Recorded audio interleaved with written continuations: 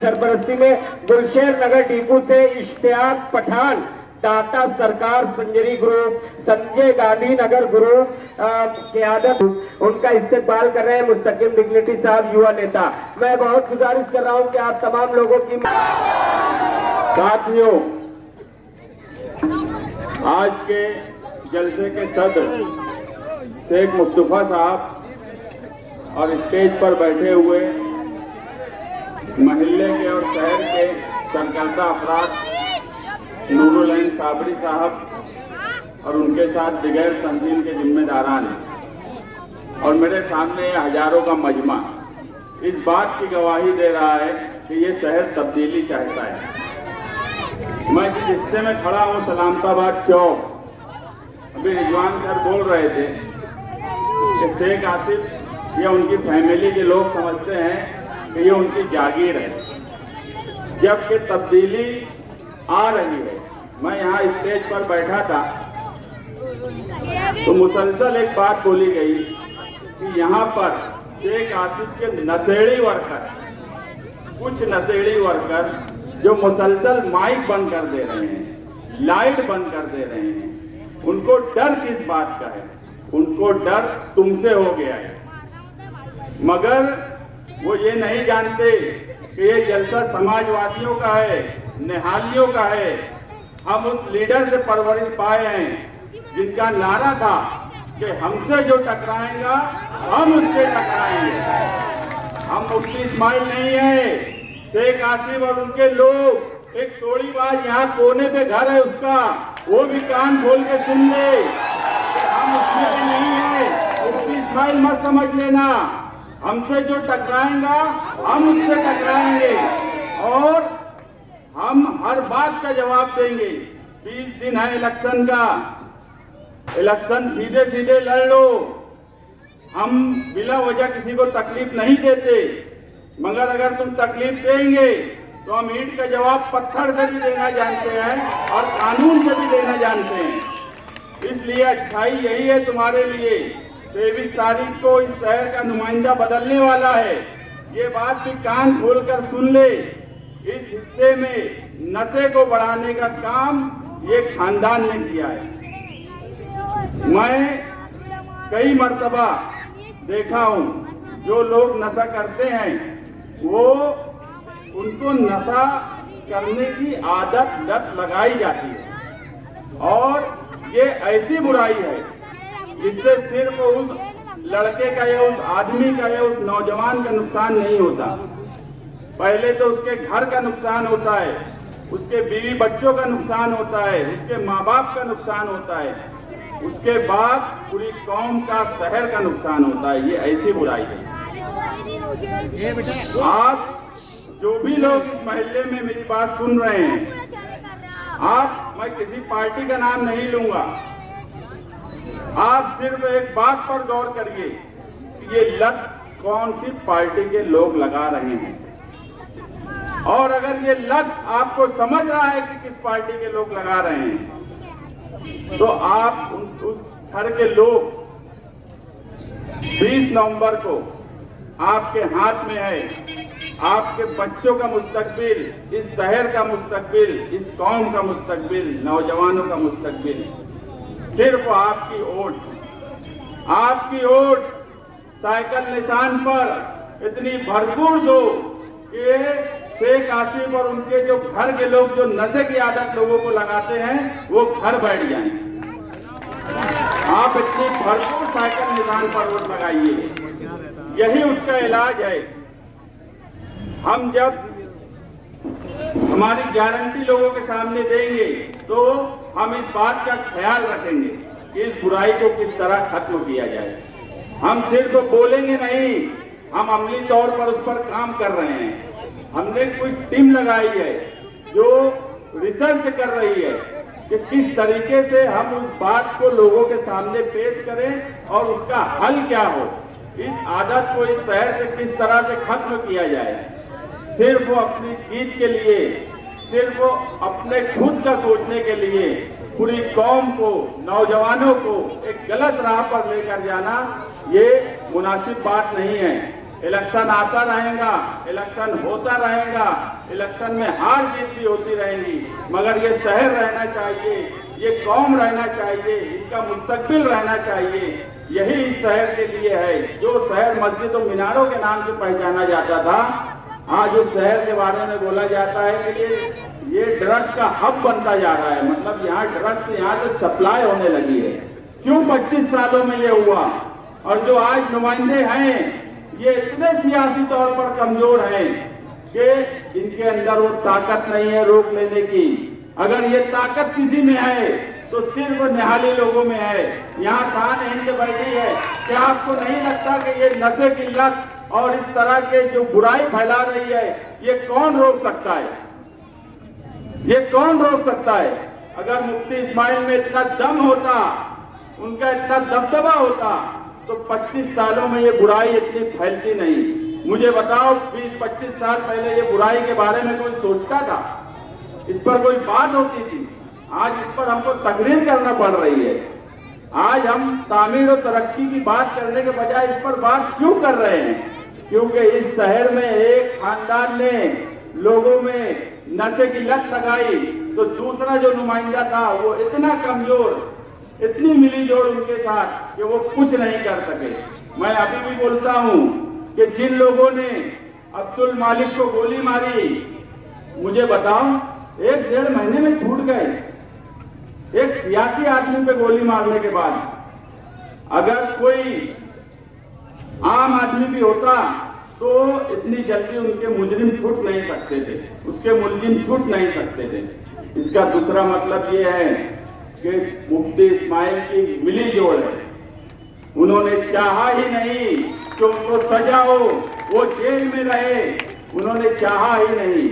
ये बात उस फैमिली को समझना चाहिए। या फिर उनके अंदर दम ही नहीं है, और जिसके अंदर दम नहीं है उसके साथ रहकर तुम करोगे क्या? जिसके अंदर दम ही नहीं है उसके साथ रह के करोगे क्या? शहर में एक तब्दीली की लहर है। शहर हर हिस्से में, मैं 20 साल से इलेक्शन लड़ रहा हूं, जमीन पर इलेक्शन लड़ रहा हूं। जो बदलाव मुझे पूरे शहर में इस मर्तबा देखने को मिल रहा है, मैंने 2004 में नहीं देखा, मैंने 2009 में नहीं देखा, मैंने 2014 में नहीं देखा। अगर मैं सलामताबाद चौक में हूं और ये हजारों का मजमा है तो ये तब्दीली की अलामत है। लोग बेजार हो गए हैं इन मिली जोड़ से, इस 25 साल की बुराई से। शहर तामीर और तरक्की के नाम पर तरस रहा है।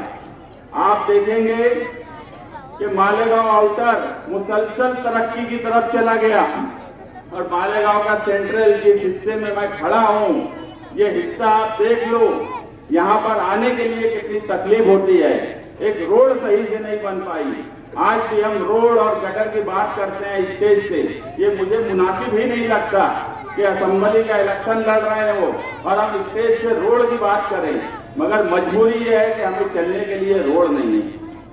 जबकि बात 25 साल के बाद ये होना चाहिए थी कि यहाँ पर एजुकेशन के लिए कोई बड़ा कैंपस क्यों नहीं बना।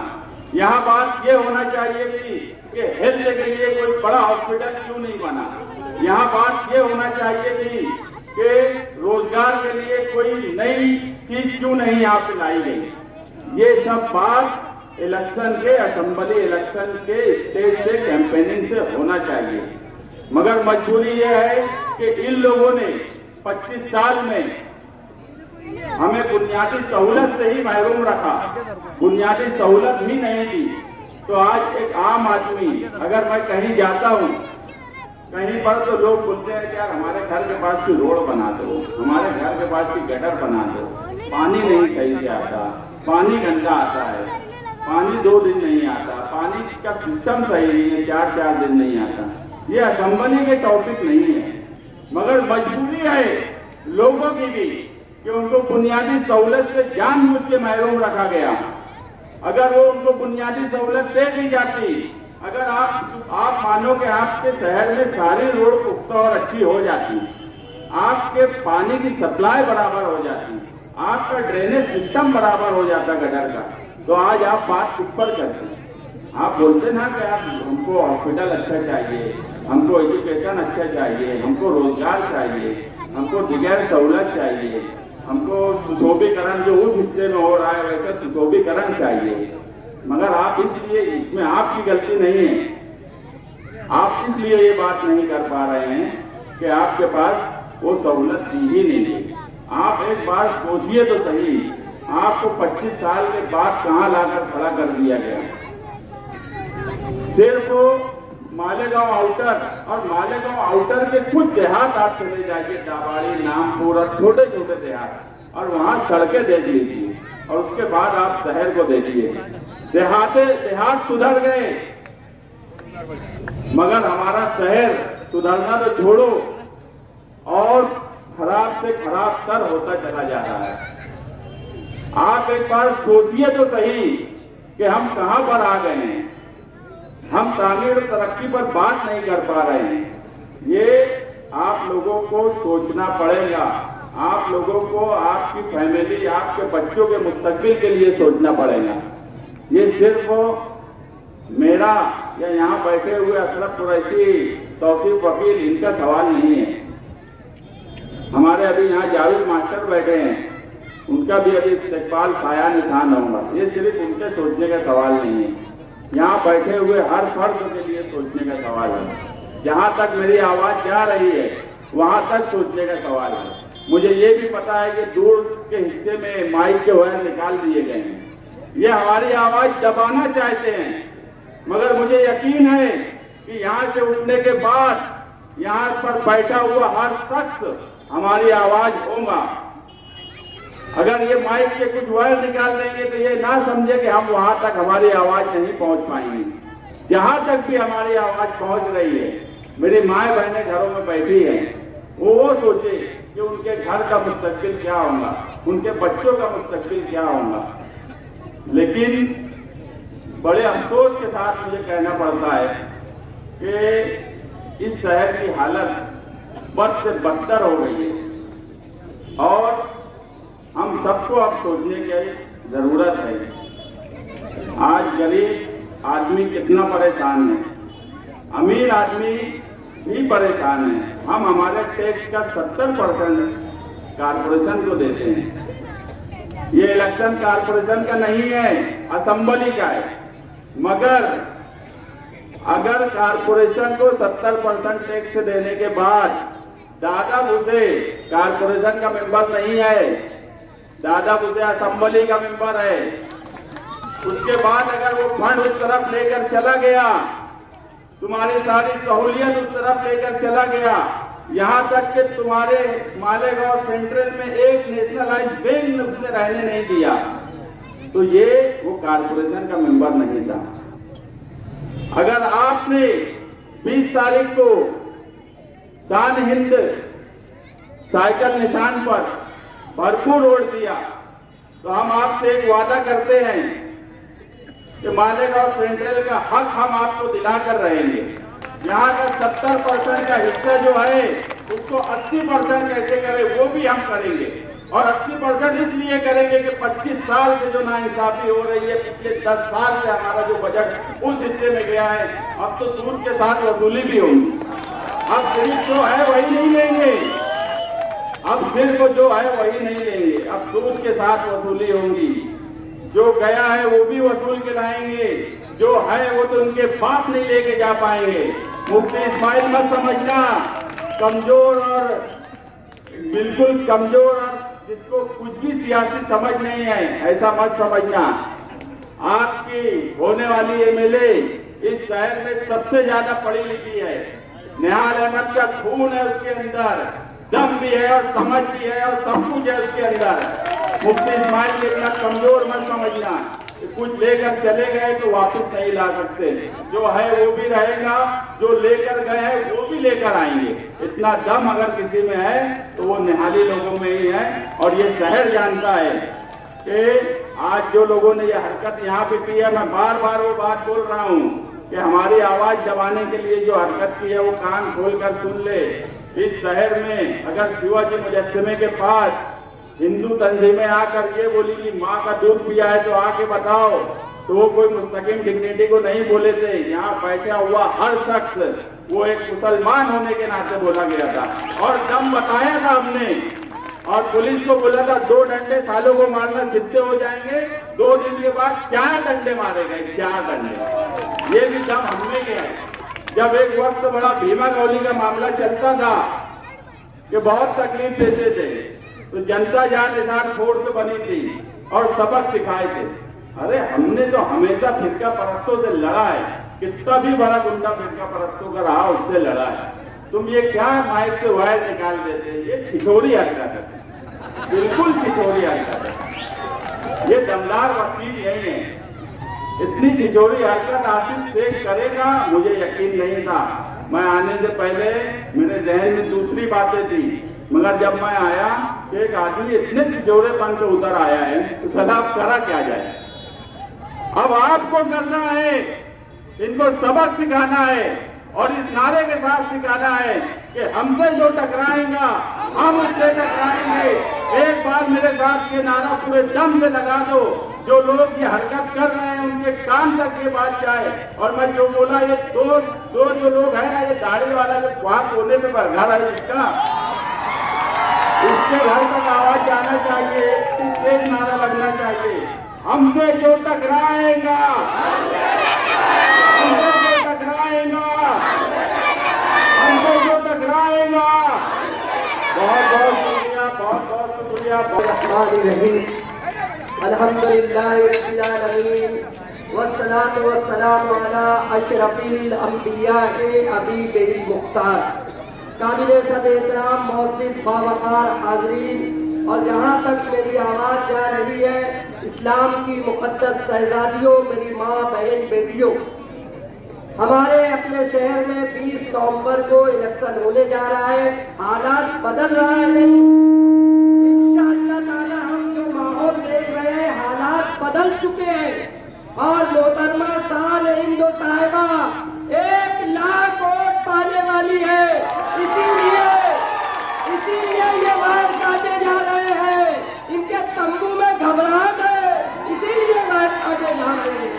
मेरे अजीज दोस्तों, मेरे भाइयों, 99 में मुफ्ती मोहम्मद इस्माइल दारुल उलूम मोहम्मदिया से फतवा देते हैं मोहतरम शेख रशीद मरहूम के हक में।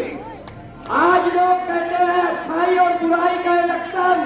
मैं शहर की आवाम से, और मेरी आवाज जहाँ तक जा रही है, मैं पूछना चाहता हूँ कि मुफ्ती मोहम्मद इस्माइल किस जबान से कह रहे हैं कि अच्छाई और बुराई का इलेक्शन है। मुफ्ती साहब, बुराई को तुमने बढ़ावा दिया है, शेख रशीद खाना को तुमने ताकत दी है, तुमने फतवा दिया था शेख रशीद को। और आज तक कारपोरेशन में, चाहे वो मोहतरमा ताहिरा मियां बनी हो या शेख रशीद बनी हो, तुमने उनको कारपोरेशन में ताकत दी है। तुम किस मुंह से बात करते हो? तुम दोनों एक सिक्के के 2 रुख हो। तुम आराम को बेवकूफ बना रहे हो। मुफ्ती साहब, मछेरे के लिए हेलीकॉप्टर मंगाए, शेख आसिफ बोले मैं मंगाया, मुफ्ती साहब बोले मैं मंगाया, और कोर्ट ने 25,000 रुपए जुर्माना दिया। बताओ इन झूठों से। मालेगांव के लोगों, आज 50 साल के बाद मोहतरम मुकाम आशा आपा के बाद मालेगांव में 2 मोछ वालों से एक चूड़ी वाली आई है मुकाबला करने। 2 मोछ वालों से एक चूड़ी वाली आई है मुकाबला करने, जो भाइयों को ताकत देगी, बहनों की आबरू बचाएगी। ऐसी तलवार चलेगी कि ये जो 2 हरे झंडे आए ना, इनकी बूंदी के लड्डू में देखो, खुदा की कसम अंदर से भगवा है, भगवा। एक कहता है मेरा दादा भूसे से अच्छा है, और दूसरा अजीत दादा से अच्छा है। तो बताओ दोनों किसके साथ है? दोनों सिंधे के साथ है। और सिंधे कहता है अल्लाह के रसूल की तौहीन करने वालों के बारे में, ये रामगिरी का कोई बाल बीका नहीं कर सकता।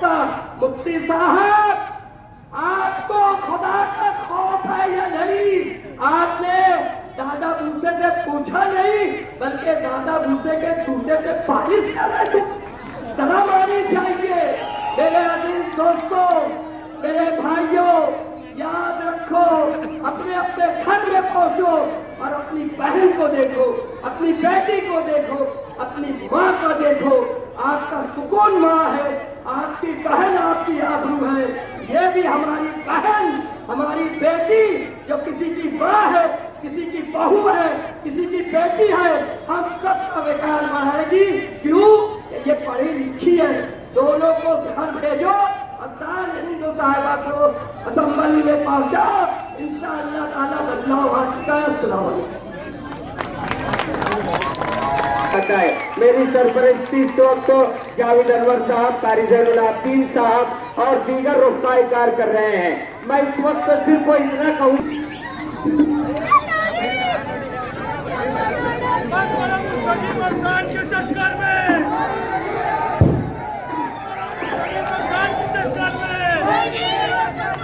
साथियों, जनाब सदर साहब और ये अंदाज लगा देने वाली आवाम जिस तरह हमारी रैली से अंदाज लगी थी, उस अंदाज में आज के जलसे ने शोला भड़का दिया।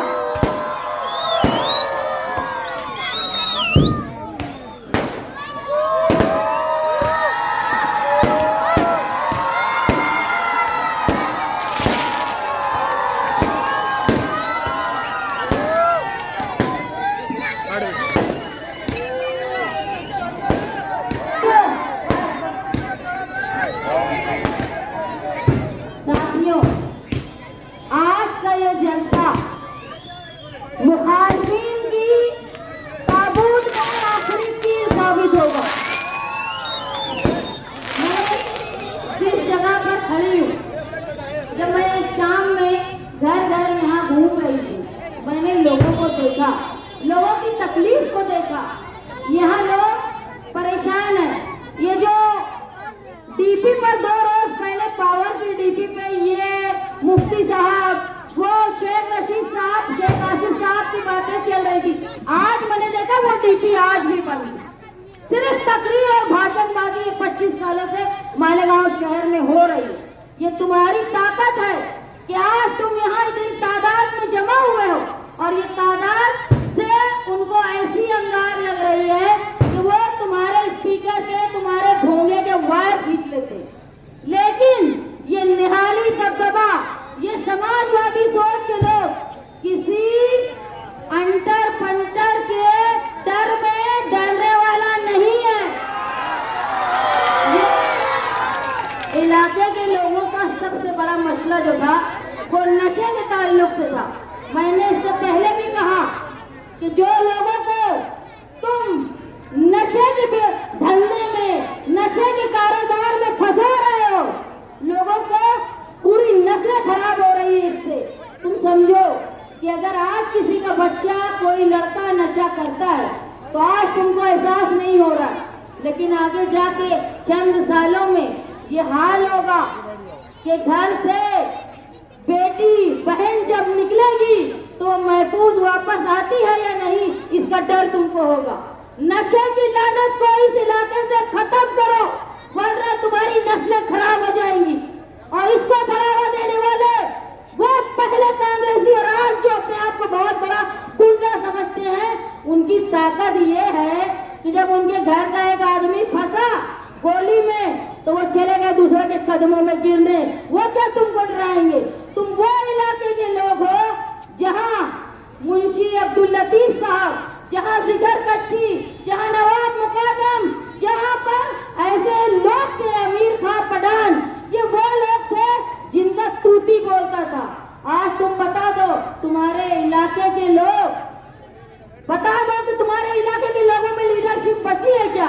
अरे वो जो कोने में जो आदमी है ना, वो बहुत बड़ा अपने आप को नेता समझता होगा। देखो इनके पास है, मैं कभी किसी के खिलाफ नहीं बोलते, लेकिन मुझे बोला गया है कि बोलो, सुनना चाहते हैं और मैं मेरे मानने वालों की बात बोलूंगी। देखो एक है मैयत मंत्री, उनके पास, और दूसरा है संडास मंत्री, और वो डराने की कोशिश करता है तुमको, वो जो तुम्हारा महिला जॉब करके घर चला रहा है, उसकी हैसियत ये है। संडास मंत्री क्या सफाई करवा के घर भर रहा है तुमको मालूम है? वो तुम्हारे सामने बोलेंगे। सिर्फ मालेगांव शहर में सियासत में लोगों को तबाही की तरफ लाने का ये काम किया कर रहे हैं। मैं आज यहाँ से इस बात का वादा करती हूँ कि आप लोगों ने निहाली खून को परवान दी। आने वाले इलेक्शन में जहाँ मैं उम्मीदवारी कर रही हूँ, मुझे तुम लोगों ने चुनकर दिया, तो ये लोग, ये संडास मंत्री से लेके नशे का कारोबार करने वाले सब अपने घर में बैठ जाएंगे। ये वादा करती हूँ आपसे। मालेगांव शहर की स्कूल है, आज वो स्कूल देखो जो मुंशी जी के नाम से, उसको खंडर बना दिए, धीरे धीरे उसको भी नशे का अड्डा बनाएंगे। मैं जो खास तौर पे जावेद भाई को बोल रही हूँ, वो तुम्हारे खानदान के लोगों के नाम से है, उसको बचा लो। मालेगांव शहर की तमाम स्कूलें जो प्राइमरी स्कूल थी, वहाँ पे ये शेख रशीद का खानदान दो काम करता है। दो, एक तो गाले बना के भाड़ा खाता है या नशे का अड्डा बना देता है। ये नशे का अड्डा तुम्हारी बहन बेटियों की इज्जत से खेलेगा, तुम्हारी नस्लों के साथ खेलेगा। इनको अपने शहर से भगा दो। ऐसा करने वालों को, जब तुम्हारे बच्चे जब जाता है ना लड़का घर से बाहर, तो डर होता है कि कोई नशेड़ी उसको ब्लेड न मार दे, उसका मोबाइल, उसका पैसा, मेहनत की कमाई न छीन। देखो जो नस्लों को ये लोग फंसा रहे हैं नशे में, उनके घर वालों से भी मैं वादा करती हूँ कि हमारा राह जाने के बाद मैं सबसे पहले ऐसे लोग जो नशे में मुलविस है, उनको कोई ऐसा कारोबार देंगे, हलाल कारोबार, कानूनी कारोबार, कि वो ये फालतू काम और गैर कानूनी काम छोड़ देंगे। दूसरा, जो नशे में मुलविस लोग हैं, उनके लिए समझ लो, अगर तुम समझते हो सिर्फ इलाके की औरतें और बहनें महफूज नहीं है, ऐसा नहीं है। जो नशे का एकदम आदी हो चुके हैं, उसके लिए बहन में, माँ में और बीवी में कोई फर्क नहीं रहता। मैंने देखा है ऐसे नशा करने वालों को, जो औरत को औरत समझते भूल जाते हैं कि माँ है कि बहन है कि बीवी है। इन लोगों को सीधी राह पे लाने के लिए, उनकी ये आदत छुड़वाने के लिए मैं नारकोटिक कंज्यूमिंग कंट्रोल असाइलम और ट्रॉमा सेंटर बनवाऊंगी, ताकि ये लोग भी नस्लें खराब होने से हमारी बदल दे। मालेगांव शहर की जो माँ और बहनें हैं, उनसे मैं अपील करती हूँ कि आप लोग अपनी आने वाली नई नस्ल, अपनी बेटियां, अपनी बहनें, अपनी बहनों की इज्जत बचाने के लिए नशे की लानत को खत्म करने में मेरा साथ दे। आज मैं अपने वालिद के बगैर, मेरे भाई के बगैर, सिर्फ आप लोगों की ताकत पर इलेक्शन लड़ रही हूँ। आप लोग मेरे साथ हैं ना? और हम सब मिलके ये गैर कानूनी काम करने वालों, जो एक खानदान गैर कानूनी काम कर रहा है और दूसरे नेता जो अभी ऐवान में कभी आवाज नहीं उठाए, उनकी ताकत नहीं है कि वो कभी ये गुंडागर्दी करने वालों को रोक पाए। अब जब वो तुम्हारे पास वोट मांगने आए हैं ना कि इनकी गुंडागर्दी मैं खत्म करूंगा, तो ये 5 साल भी तुम ही थे, क्या किए? खत्म कर पाए? इससे पहले भी 5 साल रहे। उल्टा मालेगांव शहर में गैर कानूनी काम, नशे का कारोबार, सट्टा, जुआ और जो हमारी तालीमी स्कूल थी, उसको खंडर बना के जुए, सट्टे और नशे का अड्डा बनाने में जहाँ एक खानदान जिम्मेदार है, तो उसको रोक नहीं पाने का जिम्मेदार मुफ्ती इस्माइल साहब हैं। उनका मुंह नहीं है कि वो आप लोगों से वोट मांगे। और जो लोग ये समझते हैं ना, अगर कोई तुर्रम खान होगा, वो ये समझता होगा कि मैं नशे का आदि लोगों को बना के हमेशा राजा बना रहूंगा, तो ऐसा नहीं है। हर मजहब बोलता है कि जैसी करनी वैसी भरनी। तुम जो कर रहे हो ना, ऐसा ना हो कि ये चिंगारी तुम्हारे घर में आग बन जाए। तुम चचेरे भाइयों को लगा रहे हो काम में, तुम्हारी औलाद ना इसमें फंस जाए, अल्लाह ना करे फंसे। लेकिन ये अल्लाह का कानून है, जैसी करनी वैसी भरनी। बच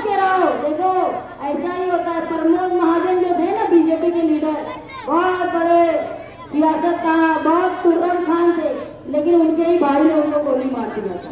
इसलिए डरो अल्लाह के कहर से, तुम लोगों के घर की नौजवानों को खराब कर रहे हो, ऐसा ना हो कि तुम्हारा घर भी इससे महफूज न रहे। मैं आप लोगों के सामने एक अज़्म के साथ खड़ी हुई हूँ, आप लोगों का साथ चाहती हूँ कि मालेगांव शहर में जो स्कूलें खंडर हो गई हैं, मैंने आज ही मुस्तकीम को कहा कि हमारे मैनिफेस्टो में एक बात ये अहम रहेगी कि जहाँ जहाँ प्राइमरी स्कूल खंडर बन गई है उसको आला पायदार और अच्छी प्राइमरी स्कूल बनाना, ताकि इनका भाड़ा खाना और इनका नशे का अड्डा बंद हो जाए। और जो पहली से 7वीं तक का निजाम है उसको 10वीं तक का निजाम करना। मेरी माँ बहने, जो मैं यहाँ घूम रही थी तो मैंने देखा कई औरतें नक्श काटने का काम करती है औरंगाबाद में, तो वो अगर मामूली पैसे में काम करती है, उनको ऐसा रोजगार देना कि माँ बहने अपने घर में बैठ के इज्जत से, जिनके शौहर नहीं है, जिनके घर में कफालत करने वाला नहीं है, वो इज्जत से अपने बच्चों को कफालत कर पाए, ऐसी पॉलिसी मालेगांव में ला के खवातीन को रोजगार दिया जाएगा, ये कोशिश मैं करूँ। तुम्हारे यहाँ जो हॉस्पिटल वो तुर्रम खान मुफ्ती साहब बचा नहीं पाए ना, उसको वापस लाने का काम मैं आप लोगों की ताकत के साथ करूंगी, ये वादा करती हूँ। तुम्हारे घर के मरीजों को धूलिया, नासिक, बम्बई ना जाना पड़े, इसका काम मैं करूंगी। जो लोग पावर लूम के अलावा दूसरी सनत के लिए काम कर, दूसरे रोजगार चाहते हैं, वो अखिलेश यादव साहब से मांग करके मालेगांव शहर में कोई ऐसा प्रोजेक्ट ला के कि मालेगांव शहर के नौजवान कुछ नौकरी करने दूसरी जगह न जाना पड़े, वो अपने शहर में नौकरी करे, इसके लिए कोशिश करूंगी। आप लोग सब यहाँ आए, जिस इलाके में मैं तकरीर कर रही हूँ, जो लोग बिरादरी के नाम पे हमारे टुकड़े करते हैं ना, उनसे मैं पूछना चाहती हूँ, ये रौनकाबाद की बस्ती को 7/12 से उतारे का मालिक बनाने वाला निहाल अहमद है। एक घर बता देंगे, शेख रशीद, शेख आसिफ, तुमने एक घर को भी मालिक बनवाया। ये 30 साल की लड़ाई के बाद सादी निहाल अहमद ने रौनकाबाद में रहने वालों को उनके घर का मालिक बनाया, और आज वही निहाल अहमद की बेटी तुम्हारे सामने वो हक मांगने आई है, मेरे बाप की वोट मांगने में आई हूँ। 30 साल सादी निहाल अहमद ने साथ दिया आपका, इस मर्तबा भले सादी निहाल अहमद नहीं है, पूरा सरकार नहीं है, लेकिन मैं आपके पास आई हूँ, जिस घर में तुम रहते हो ना, उसका मालिक निहाल अहमद ने बनाया है। उसकी बेटी तुमसे हक मांगने आई है, मुझे वोट आप लोगों से चाहिए, और मुझे यकीन है कि मुझे वोट मिलेगी, क्योंकि मुसलमान कुछ भी हो सकता है, ऐसा फरामोश नहीं होता। और तुमको ठिकाना लगाना है, जो बिरादरी के नाम पे तुम्हारी नस्लें खराब कर रहे हैं ना, अरे उनकी ताकत क्या है मालूम? इलेक्शन के बाद बहुत बिरादरी करते हैं ना, एक घर बता देंगे जो किसी खानदेशी या मराठ वाले से आए हुए लोगों के लिए घर बनाया है, इन्होंने कभी कुछ नहीं किया। अतीक अरमान पे किसी का घर बनाया ना तो पावर चोरी के लिए और बिल का पैसा खुद खाए, ये वो लोग, ये क्या बिरादरी की बात करेंगे? ये बिरादरी की बात करते हैं 26 एंटी करप्शन पे हमला करने वाले, ये एजाज बेग पे हमला करने वाले ये लोग, ये वो लोग हैं जो रिजवान सर के घर में बुज़दिलों ने हमला किया, ये वो है जो मालिक अब्दुल मालिक यूनुस ईसा के ऊपर हमला किया। ये क्या बिरादरी का भरम भरेंगे? इनकी ताकत क्या है? तुम्हारे इलाके के लोग, एक कत्ल हुआ था, भले कानून से सजा नहीं मिली, लेकिन अल्लाह का कानून बाकी है, उससे कोई माई का लाल नहीं बच सकता। जो कानून की यहाँ के कानून से तुम बच गए, लेकिन अल्लाह के कानून से तुम नहीं बचोगे, और जब उसकी पकड़ होगी ना, गिरफ्त बहुत मजबूत होगी, वहाँ नहीं आएगा अजीत पवार तुमको बचाने, वहाँ कोई अजीत पवार नहीं आएगा जब तुमको तुम्हारी औकात समझेगी। आज मैं आप लोगों के सामने वोट की दरख्वास्त करने आई हूँ, मालेगांव शहर के प्राइमरी स्कूल का निजाम दुरुस्त करने के लिए। मालेगांव शहर की जो माएँ बहनें रोजगार करती हैं, उनको घर बैठे रोजगार मिले। जो नौजवान बैरून शहर बाहर जाकर नौकरी करते हैं, उनको शहर में नौकरी मिले। जो लोग नशे के व्यापार कर रहे हैं, उनको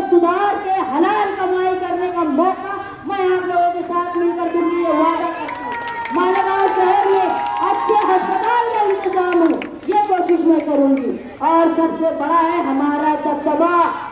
हमारा दबदबा, ऐसा दबदबा कि मालेगांव शहर की पुलिस की हिम्मत न हो कि किसी बेगुनाह मालेगांव शहर की अक़लियत का किसी भी बेगुनाह पर झूठे केस में 12 नवंबर की तरफ फंसा न पाए। यह दबदबा लाने का मैं काम करूंगी आप लोगों के साथ मिलकर। मालेगांव शहर की माएँ बहनें जो हॉस्पिटल के लिए झूलिया जाती है, ये बंद हो जाएगा। मालेगांव शहर का खुद का हॉस्पिटल होगा। मालेगांव शहर के बच्चे अच्छी तालीम हासिल करें, यह कोशिश मैं आप लोगों के साथ करूंगी। और आने वाले दिनों में बेहतर रोजगार, बेहतर सेहत के साथ साथ तुम्हारी तहफ़्फ़ुज़ का इंतजाम मैं करूंगी। मैं आपसे दरख्वास्त करती हूँ कि आने वाले इलेक्शन में आप साइकिल निशान पर वोट देकर इस बात को रोने का बात बोले। यहाँ से लेके जहाँ इतराज के तमाम लोगों से मेरी दरख्वास्त है कि साइकिल निशान की वोट देकर आप ये बता दें कि निहाल अहमद का दबदबा था